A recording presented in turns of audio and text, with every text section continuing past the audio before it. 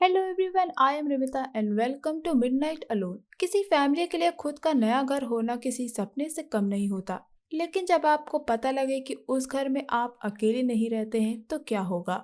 आज की स्टोरी है हेल हाउस ऑफ कनेक्टिकट की। तो चलिए निकल पड़ते हैं आज के मिडनाइट अलोन के इस हॉरर कोस्टर राइड पे।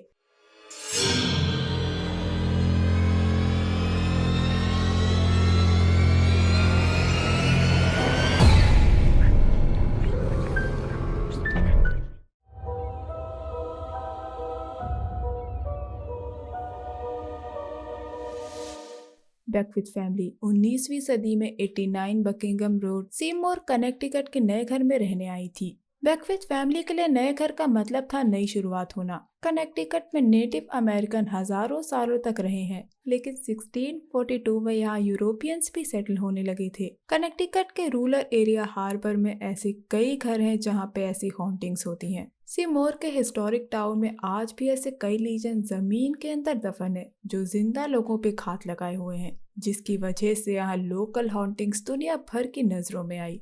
ये बात है 1998 में गर्मियों के दिनों की, जब बेकविथ फैमिली नॉगिटक वैली में अपने नए घर की तलाश में आई थी। इस फैमिली में थे शॉन जो कि एयर कंडीशनर रिपेयरमैन थे और बॉनी जो कि नर्स थी, जिनकी 2 टीनेजर बेटियां थी और उनका एक छोटा बेटा जेरेमी भी था। बेकविथ फैमिली का खिंचाव एक घर की तरफ हुआ जो कि इन प्रोग्रेस में था और ये घर 1 साल से बंद पड़ा था। और किसी फैमिली के लिए कम बजट में बड़ा और शानदार घर मिलना किसी सपने से कम नहीं था। उस घर को बेकविथ फैमिली देखने आई।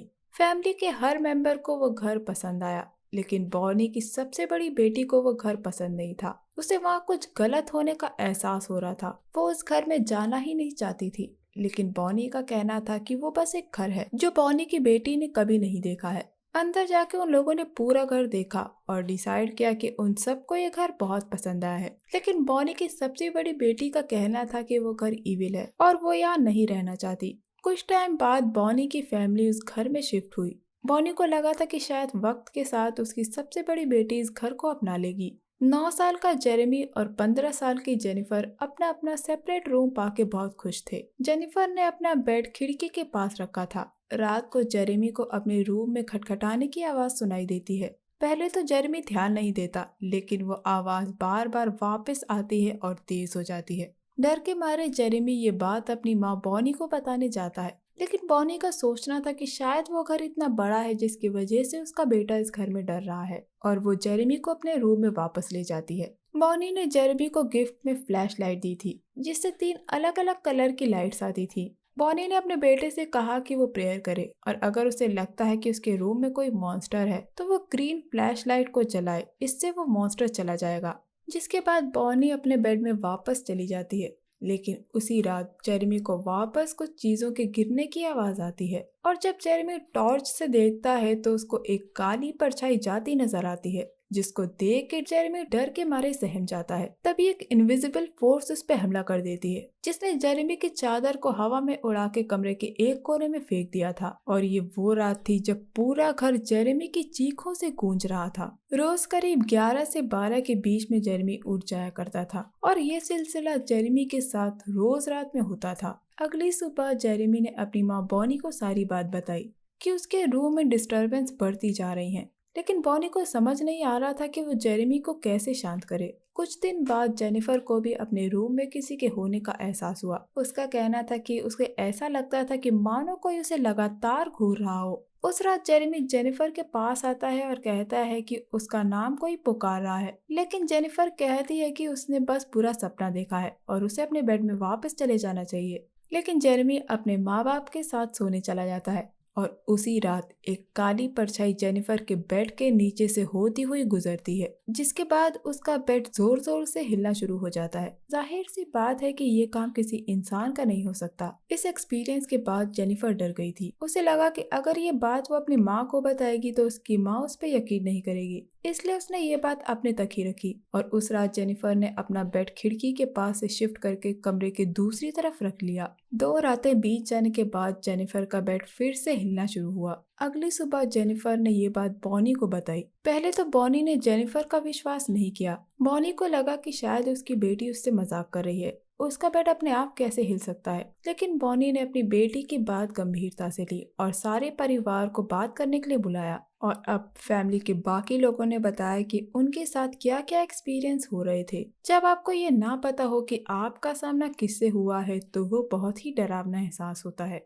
मॉनी ने अपनी फैमिली को बताया कि वो एड और लॉरेन वॉरेन को बुलाएंगी, जो कि रीअनाउंस्ड साइकिक रिसर्चर्स हैं। मॉनी श्योर थी कि वो कोई सोल्यूशन जरूर निकाल लेंगे, क्योंकि वो पहले भी एमिटीविल जैसे खतरनाक केस को सॉल्व कर चुके थे। वॉरेंस उसी रात उस घर में आए। एड और लॉरेन इस काम को 30 साल से भी ज्यादा वक्त से कर रहे थे और उन्होंने 9 बुक्स भी लिखी हैं। लॉरेन की साइकिक एबिलिटी को यूनिवर्सिटी ऑफ कैलिफोर्निया एलए में टेस्ट किया गया। लॉरेन ने जैसे ही उस घर में कदम रखा, उन्हें महसूस हो गया था कि वहाँ कुछ तो गलत है। और उनको वहाँ हवा में भारीपन का एहसास हुआ, जैसे कि कोई लगातार घूर रहा हो आपके चेहरे के एकदम करीब आके, जिसके अंदर बहुत नफरत भरी हो और वो एनर्जी आपको मरा हुआ देखना चाहती है। जिसके बाद लॉरेन ने पूरे घर को इन्वेस्टिगेट किया। वो जेनिफर के रूम में गई और उनको वहाँ बहुत ही पावरफुल नेगेटिव प्रेजेंस का एहसास हुआ। वो समझ गई थी कि ये वही रूम है जिससे सबसे ज्यादा नेगेटिव एनर्जी आ रही थी, जहाँ उन्हें नफरत और वायलेंस का एहसास हुआ। लॉरेन ने उस परिवार को बताया कि उस घर में एक इनह्यूमन इविल स्पिरिट है। वॉरेंस ने उन्हें बताया कि चाहे वो घर बदल भी ले, तब भी उनकी प्रॉब्लम सॉल्व नहीं होगी। बेकविथ फैमिली के पास अब एक ही रास्ता है कि वो वहाँ उस घर में रहें और उससे लड़े, क्योंकि अगर उन लोगों ने इस स्पिरिट की प्रेजेंस को नकारा या भागने की कोशिश की तो वो और भड़क जाएगी। कोई ठोस कदम उठाने के लिए वॉरेंस को पहले एविडेंस की जरूरत थी, इसीलिए उन लोगों ने बेकविथ फैमिली से कहा कि वो अपने बेड के बगल में कैमरा रखना शुरू कर दे और उससे सब कुछ रिकॉर्ड करें, और अगर उन लोगों को कुछ भी महसूस हो तो वो लोग उस जगह की फोटो खींच लें। इस बीच बॉनी की माँ उनके साथ रहने आई, जो कि बहुत ही खुशमिजाज थी। वो उस रात टीवी देख रही थी जब टीवी अपने आप बंद हो गया। उन्होंने फिर से टीवी ऑन किया और वो फिर से बंद हो गया। तब बॉनी की माँ ने टीवी स्क्रीन पे 3 स्पिरिट्स की परछाई को देखा। तब उन्होंने आवाज लगाई, हेलो, कोई है क्या? और जैसे ही वो मुड़ी, एक आदमी की स्पिरिट उनके सामने आई, जिसको देख के वो इतना डर गई थी कि अगले दिन वो उस घर से चली गई। अपनी ग्रैंडमा के जाने के बाद जेनिफर अपनी ग्रैंडमा के रूम में आई, जहाँ उन्होंने पिछली रात घोस्ट को देखा था। जेनिफर ने उस रूम की फोटो ले ली और वहाँ उसे ठंड का एहसास हुआ। जो रूम अक्सर गर्म रहता था वो एकदम से ठंडा महसूस होने लगा। थैंक्सगिविंग के बाद वॉरेंस वापस आए। वो अपने साथ 2 और रिसर्चर्स को भी लेके आए थे, जो इस फिनोमिना को ऑडियो और वीडियो के जरिए रिकॉर्ड कर सके। बेकविथ फैमिली ने अभी तक घटी सारी घटनाओं के बारे में वॉरेंस को बताया। बॉनी ने बताया कि उनकी माँ के साथ क्या हुआ था, और जेनिफर ने वो फोटो लॉरेन को दिखाई जो उसने अपनी ग्रैंडमा के रूम में खींची थी। उस फोटो को देखने के बाद लॉरेन ने 1 सेकंड नहीं लिया और बता दिया कि वो कोई घोस्ट नहीं, एक डीमन है, जो कि बहुत ही पावरफुल है। तभी लॉरेन के साथ आई एक मीडियम ली कांपना शुरू कर देती है। उसकी बॉडी पे उसका कोई कंट्रोल नहीं रहता और वो एक पेपर पे लगातार कुछ लिखे जा रही थी। अगर हम लॉरेन की माने तो इस तरह के घर में ऑटोमेटिक राइटिंग बहुत ही खतरनाक होती है। ये ऐसा है कि आपने किसी को अपने घर में बुला लिया हो, क्योंकि उस वक्त आपकी बॉडी एक खुला दरवाजा होती है और आपने उस अनजान चीज को आने दिया जो आपको मार सकती है। ली के थ्रू वो डीमन कम्युनिकेट कर रहा था और कुछ देर बाद सब कुछ रुक जाता है। यहाँ में पता चलता है कि ली ने जो पेपर पर लिखा था वो था get out, this is my home. मतलब साफ था कि वो डीमन इन लोगों को उस घर में नहीं चाहता था। उस रात वॉरेंस और ली चले गए, लेकिन उनके 2 और रिसर्चर माइक्रोबेर और उसका साथी वहीं रहे ताकि वो कुछ डेटा कलेक्ट कर सके। जेनिफर के रूम में उन्होंने इक्विपमेंट्स लगाए और फैमिली को एक साथ किचन में रहने के लिए कहा। तभी बॉनी की बॉडी ठंडी पड़ गई। उसके शरीर के सारे रोंगटे खड़े हो गए। जब जेनिफर अपनी माँ की तरफ बढ़ी ताकि वो उसको संभाले तो जेनिफर की बॉडी भी ठंडी पड़ गई। वो डीमन उनकी सोल को नुकसान पहुंचा रहा था। रिसर्चर को जेनिफर के रूम में किसी परिंदे की आवाज इक्विपमेंट के थ्रू सुनाई दी, जबकि वहाँ कोई भी परिंदा नहीं था और फैमिली ने कोई भी ऐसी बर्ड नहीं पाली थी। उस रूम में हर तरफ से खटखटाने की आवाजें आ रही थी। वहाँ की रिकॉर्डिंग से पता चला कि वहाँ कई ह्यूमन स्पिरिट्स भी थी और एक डीमन भी। रिसर्चर्स के मुताबिक वो डीमन उन ह्यूमन स्पिरिट्स को कंट्रोल कर रहा था। 4 दिन बाद वॉरेंस वापस लौटे। फैमिली ने वॉरेंस को उस इंसिडेंट के बारे में बताया जब बॉनी और जेनिफर की बॉडी ठंडी पड़ गई थी। इसके बाद एकदम से ली के थ्रू वो डीमन वापस चैनलिंग कर रहा था। दोस्तों, चैनलिंग वो जरिया होता है जहाँ पे किसी रेडियो चैनल पे कोई और फ्रीक्वेंसी कैच करने लगे। यानी आपकी बॉडी एक रेडियो चैनल है और अगर कोई स्पिरिट आपके जरिए बात करती है तो वो फ्रीक्वेंसी है। यानी आपके थ्रू कोई और बात कर रहा हो। अब वॉरेंस ने क्वेश्चन करना शुरू किया। एड लगातार उससे सवाल पूछ रहे थे कि तुम कौन हो। पहले ली ने लिखा जॉर्ज और रॉबर्ट और उसके बाद एना। एड के लगातार सवाल करते रहने से वो डीमन भड़क गया, टेबल को कमरे की दूसरी तरफ ढकेला और एड को दीवार तक ढकेलता ले गया।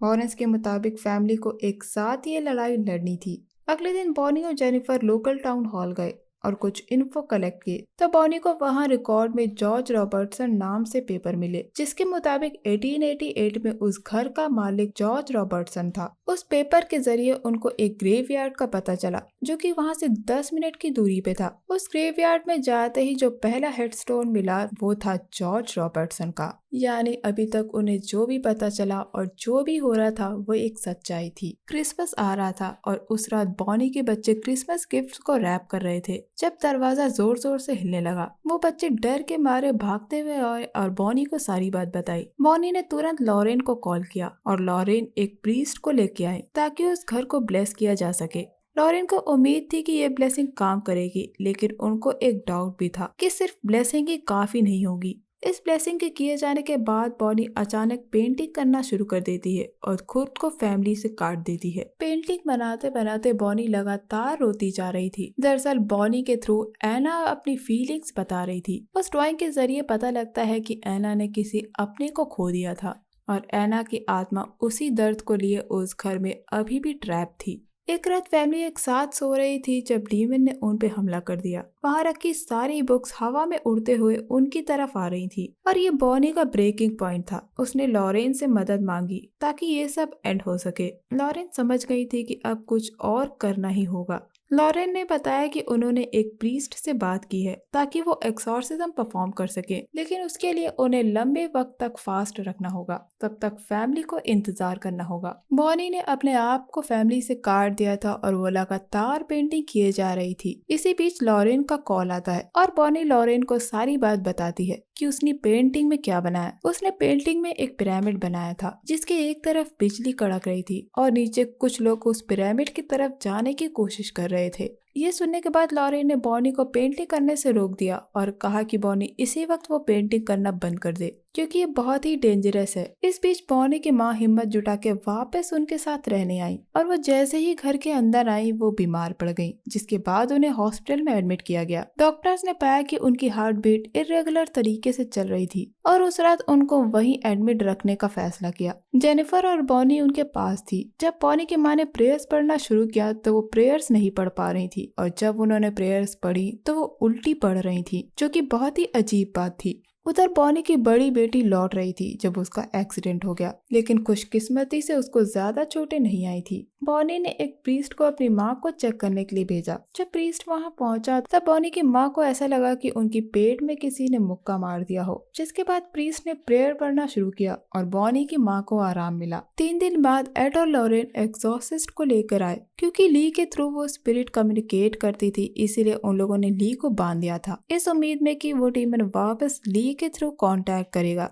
जिसपे वो एक्सॉर्सिज्म परफॉर्म करेंगे। और अब उस प्रीस्ट ने एक्सॉर्सिज्म स्टार्ट किया जिसने डीमन को प्रोवोक कर दिया। ली ने प्रीस्ट से कहा कि रुक जाओ, कोई फायदा नहीं होगा। साफ दिख रहा था कि प्रेयर से उस डीमन को तकलीफ हो रही थी। काफी लंबे वक्त के बाद लगा कि वो डीमन सरेंडर कर देगा। प्रीस्ट ने एक क्रॉस ली के माथे पे रखा और वो शांत हुई, लेकिन उसके फेस पे नफरत का भाव अभी भी साफ दिख रहा था। और उस पल उन लोगों को लकड़ी के चरमराने की आवाज आई। ली के अंदर के डीमन ने कुर्सी के पैर तोड़ दिए थे और वो सीधा प्रीस्ट के फेस के पास आ गई। उन लोगों की टीम ने ली को वापस बांध के बैठा दिया। वो कोई ह्यूमन स्पिरिट नहीं थी, क्योंकि किसी ह्यूमन स्पिरिट के लिए ऐसा कर पाना पॉसिबल नहीं था। ये एक्सॉर्सिज्म 10 घंटे तक चला, जिसके बाद वो डीमन चला गया। एक्सॉर्सिज्म के बाद घर की हवा में बदलाव महसूस हुआ। उन लोगों को महसूस हुआ कि जैसे उनके कंधों से किसी ने बोझ उतार दिया हो। उस घर की हवा में हल्कापन महसूस हुआ।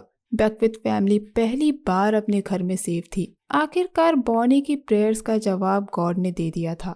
कुछ साल बाद सड़क के दूसरी तरफ डेवलपर्स ने वहां खुदाई की, जहां से उन लोगों को कुछ हड्डियां मिली। खुदाई से पता चला कि वो नेटिव अमेरिकन का बरियल ग्राउंड था, जहां पे नेटिव अमेरिकन की हड्डियां दफन थी। और एक बार फिर बैकविथ फैमिली ने स्ट्रेंज फिनोमेना एक्सपीरियंस किया, लेकिन ये कुछ नहीं था उसके मुकाबले जो वो पहले सह चुके थे। फैमिली अभी भी उन जवाबों को ढूंढ रही है, शायद जिसके जवाब कभी ना मिले। बैकविथ फैमिली ने आज उस साथ रहने वाली घोस्टली प्रेजेंस के साथ डील करना सीख लिया है। दोस्तों, ये कहानी hell house of Connecticut, Lorraine और एड के नॉट सो फेमस केसेस में से एक है। उम्मीद करती हूँ मिडनाइट एलोन का ये episode hello house of Connecticut आपको पसंद आया होगा। अगर आपके कुछ सवाल है तो आप मुझे कमेंट सेक्शन में पूछ सकते हैं, या फिर आप मुझे इंस्टाग्राम पे भी फॉलो कर सकते हैं। मैं वहाँ कोशिश करती हूँ कि आप सबके सवालों के जवाब दे पाऊँ। मेरे इंस्टाग्राम के अकाउंट का लिंक आपको डिस्क्रिप्शन में मिल जाएगा। और अगर आपको ये वीडियो पसंद आया है और अगर आप रियल इवेंट्स पे एक सीरीज चाहते हैं तो मुझे नीचे कमेंट सेक्शन में बताइएगा,